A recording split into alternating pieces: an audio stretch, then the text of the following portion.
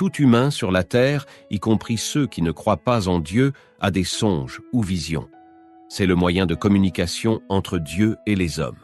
Les songes et visions sont les vidéos de Dieu aux hommes.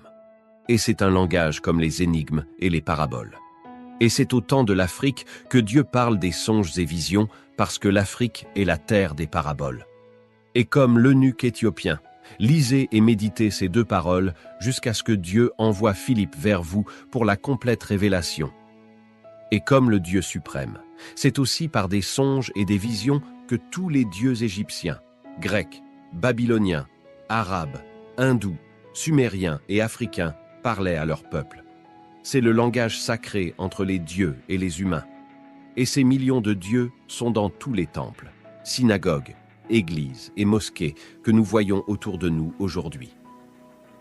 Chaque temple, église, synagogue ou mosquée sur la terre est forcément un autel des dieux Baal, Rimon, Dagon ou autres, peu importe les noms que vous leur donnez, que ce soit Brahma, Vishnu, Shiva, Bouddha, Adonai, Jésus-Christ, Allah ou autres.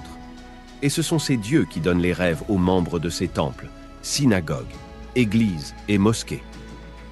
Sachez que des milliards de démons agissent dans la science, dans la magie, dans le domaine de l'argent, dans le domaine intellectuel, dans la politique, dans la musique, dans le sport, dans les croyances et religions, dans les divinations et dans tous les domaines de la vie. Satan est le chef de tous ces domaines. Et donc, que tu consultes Dieu ou que tu consultes Satan en rapport avec ces domaines, c'est Satan qui te répondra. Par exemple, si tu cherches à connaître, à l'avance par la révélation, le vainqueur d'une élection présidentielle, c'est le démon de la politique qui te répondra, peu importe qui tu es et à quel Dieu ou à quelle personne tu t'es adressé pour le savoir. Dieu peut révéler à un prophète qu'un jour, un tel sera président, mais ce n'est pas à ce prophète de le demander à Dieu. Et quand Dieu le révèle, ce prophète n'est pas obligé de le dire. Vous tous qui croyez en moi, tenez-vous loin des pronostics politiques.